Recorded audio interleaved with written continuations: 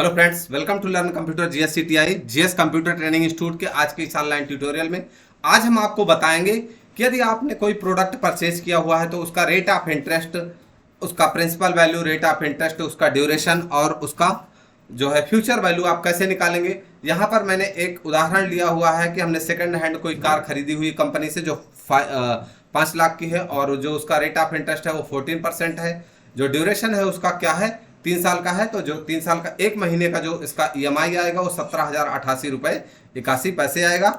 मैं यहाँ से इसको क्या करता हूँ, इस फार्मूले को एक बार हटाता हूँ और दोबारा से मैं फ्रेश लिखकर आपको डायरेक्ट बताता हूँ। Equal PMT rate of interest divided by 12 comma N पर multiply by 12 comma present value क्या है, प्रेजेंट वैल्यू मेरी जो है 5 लाख है, ब्रैकेट क्लोज कर दिया और मैंने एंटर कर दिया। जो इसका जो ईएमआई पर मंथ आ रहा है, जो 5 लाख का 14% के हिसाब से 3 साल के लिए जो एक महीने का ईएमआई आएगा वो 17,088 रुपये 81 पैसे आएगा। अगर मान लीजिए हमारे पास रेट ऑफ इंटरेस्ट है, ड्यूरेशन है और ईएमआई पर मंथ है, तो मुझे उसका प्रेजेंट वैल्यू कैसे ज्ञात करना है, मैं उसका प्रेजेंट वैल्यू निकाल के दिखाता हूँ। Equal PB present value rate divided by 12 comma N पर multiply by 12 comma payment means जो हमारा ईएमआई का पेमेंट है वो, और उसके बाद मैंने ब्रैकेट क्लोज कर दिया, 0 और 0।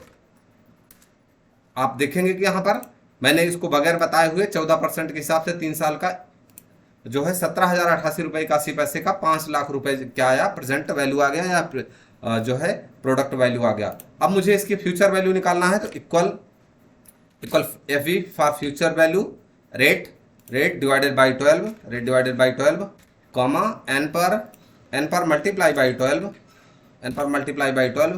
उसके बाद पेमेंट, ईएमआई पेमेंट क्या है, ईएमआई पेमेंट मेरे यह है और डबल ब्रैकेट क्लोज कर, 0 means end of the period, मतलब कि महीने के लास्ट में। 0 का मतलब है महीने का लास्ट और 1 का मतलब है कि महीने की फर्स्ट तारीख। तो मैं 0 करता हूं क्योंकि जो भी हमारा कैलकुलेशन होता है वो महीने की लास्ट तारीख को ही होता है। तो आप देखेंगे जो इसका आंसर आया वो 7,59,133 रुपये है। अगर मुझे रेट ऑफ इंटरेस्ट ज्ञात करना, मुझे पता नहीं है कि जो है रेट ऑफ इंटरेस्ट क्या है, 5 लाख का 3 साल के हिसाब से 17,088 रुपये 81 पैसे अगर मेरा ईएमआई आ रहा है तो उसका रेट ऑफ इंटरेस्ट क्या होगा। तो अभी हम रेट ऑफ इंटरेस्ट निकालेंगे। इक्वल रेट एन पर डिवाइडेड बाई 12 और पेमेंट मीन्स ईएमआई पेमेंट क्या है आपकी, और उसके बाद प्रिंसिपल वैल्यू क्या है, प्रिंसिपल वैल्यू मेरी ये है। फिर उसके बाद कॉमा 0 मीन्स महीने का लास्ट तारीख। और यहाँ पर आप देखेंगे कि जो यहाँ पर आ गया है, यहाँ पर नंबर एरर आ रहा है, नंबर एरर मैं इसको दोबारा से करता हूँ। D12 कॉमा उसके बाद क्या आ रहा है, पेमेंट आ रहा है, payment multiply by 12 comma multiply by 12 उसके बाद पूछ रहा है कॉमा यहाँ पर, और मेरा जो इंटरेस्ट है ये जो प्रिंसिपल वैल्यू है ये है, और मैंने यहाँ से 0 कर दिया, ब्रैकेट क्लोज कर दिया और इंटरेस्ट कर दिया। फिर से यहाँ पे नंबर एरर आ गया है। मैं फिर से यहाँ से एक बार रेट ऑफ इंटरेस्ट दिखा, वो नंबर एरर दिखा रहा है। इक्वल मुझे रेट ऑफ इंटरेस्ट ज्ञात करना है तो मैं रेट ऑफ इंटरेस्ट जो है चूज कर रहा था, इसलिए गलत बता रहा है। मैं ड्यूरेशन को सेलेक्ट करूंगा, मल्टीप्लाई बाई 12 कॉमा पेमेंट हमारी क्या है, ईएमआई पर मंथ पेमेंट ये है मेरी, और उसके बाद जो प्रिंसिपल वैल्यू मेरी ये वाली है, और उसके बाद कॉमा और 0 मीन्स महीने का लास्ट तारीख। और यहाँ पर आप देखेंगे 1.17। आप देखेंगे अगर आप 14% को मैं यहाँ से एक आपको करके दिखाता हूँ। इक्वल 14% को अगर आप डिवाइडेड बाई 12 करेंगे, यहाँ से मैंने इसको कर दिया, यहाँ पे मैंने 14 लिख दिया।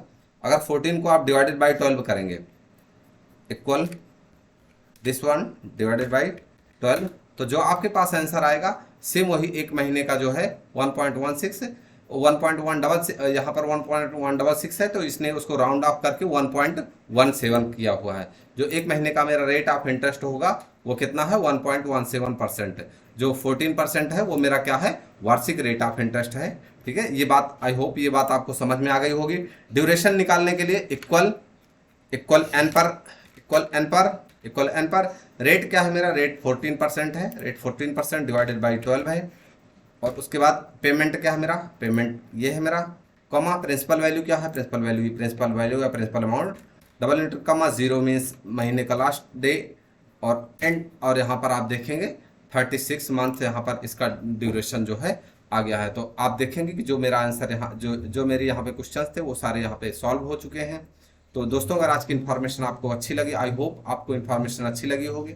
अगर इन्फॉर्मेशन अच्छी लगी हो तो प्लीज़ वीडियो को लाइक करें, और चैनल पर नए तो सब्सक्राइब करें और दोस्तों के साथ शेयर करें।